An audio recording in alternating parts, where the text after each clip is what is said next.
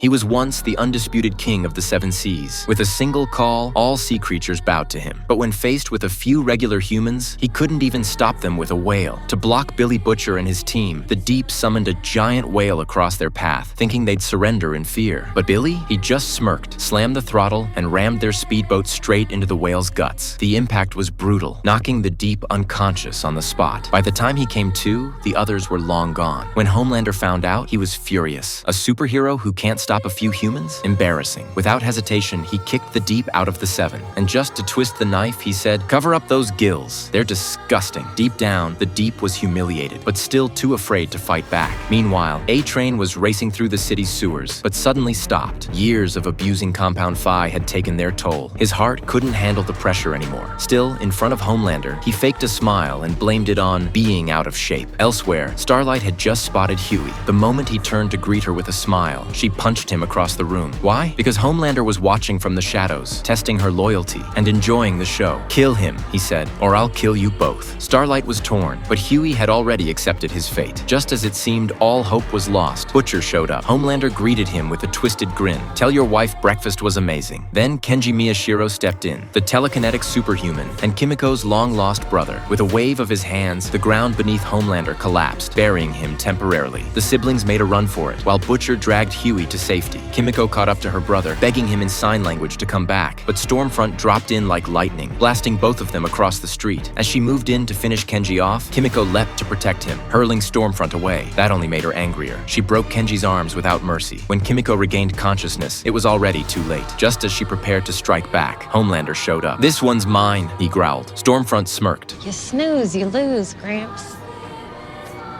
In the end, the truth was flipped on its head. Stormfront, the real killer, was hailed as a hero, and Kenji, labeled a terrorist on national TV. Watching her brother's name dragged through the mud, Kimiko swore she would take Stormfront down. But she wasn't the only one planning revenge. Stormfront's rise had already started to threaten Homelander's place at the top. She was stealing his spotlight, becoming Vaught's new golden child. And Homelander? Jealous, twisted, dangerous. But instead of confronting her, he went to a remote cabin in the woods, where he had hidden a woman, the same mother figure he once watched die with his own eyes.